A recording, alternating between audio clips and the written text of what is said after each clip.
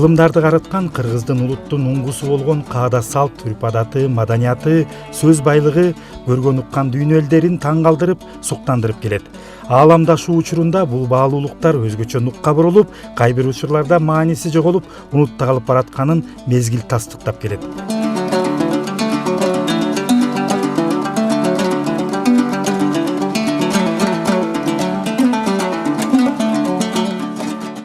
Бул багытта Кыргызстандын келечеги үчүн өтө маанилүү маселелерди камтыган иш-чара Гапар Айтиев атындагы Кыргыз улуттук көркөм сүрөт өнөр музейинде орун алды. Ал Кыргыз Республикасынын Маданият, маалымат, спорт жана жаштар саясаты жана Бак-Дөөлөт коомдук фонду тарабынан уюштурулган. Иш-чарага мамлекеттик кызмат өкүлдөрү менен биргеликте улуу, орто, кичүү муундардын өкүлдөрү катышты. Алардын арасында алыстан ат арытып келген Капар кызы Эркин эже да бар. Жашоодо туура жашаганга ошол өзүмдүн алган билимимди элге айтып атам. Ошо жашап аткан жеримде мектепке барып, балдар келечегибиз да биздин келечек. Ошолорго айтып, түшүндүрүп, анан ошо туура жүрүүнүн, туура жашоонун келечекте ушул мекен үчүн, кыргыз үчүн күрөшүш үчүн ошол канын жанын аябастан ошол кандан келаткан каада салт, үрп адатты кармаш үчүн, туура сүйлөш үчүн эң негизгиси туура багат. Кыргызда сөз барго, сөз өлтүрөт, сөз тирилтет деген.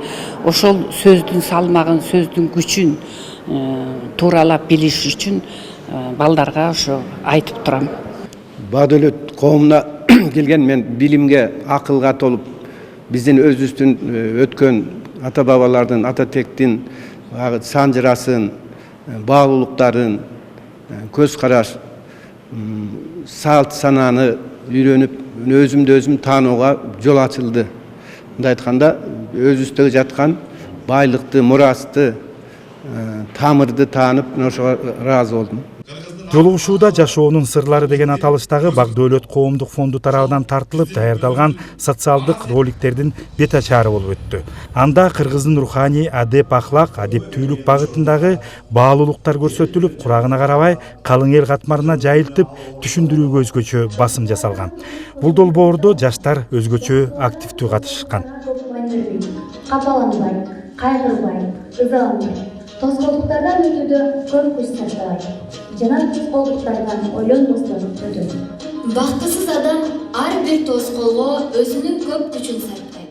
Негизинен бул Бак-Дөөлөт коомдук фонду бул жашоо сабагын үйрөтө турган фонд болуп эсептелинет. Жана ошондой эле бул фонддо негизинен жашоо сабагында бул адамдар сөздүн кандай баалуулугун, кандай керек экендигин биз ушул сабактан өзүбүзгө билим алдык десем болот. Бул жаштарга дагы аябай керек.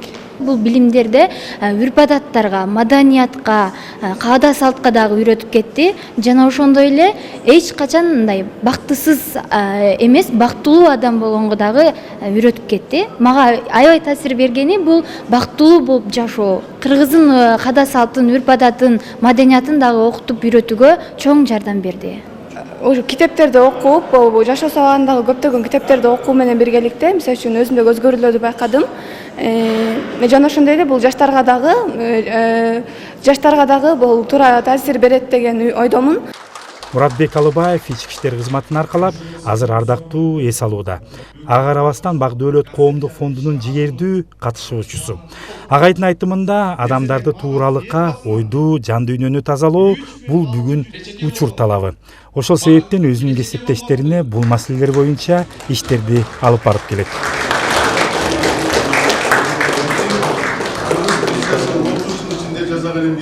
Бак-Дөөлөт фондусунда иштелип чыккан абдан тематикалык сабактар бар экен.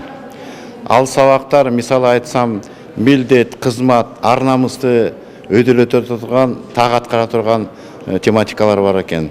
Ошон үчүн мен биздин ардагер кеңешинин төрагасы Айтбек Абылбаевич менен ошо мүчөлөрү менен ушундай чечимге келдик.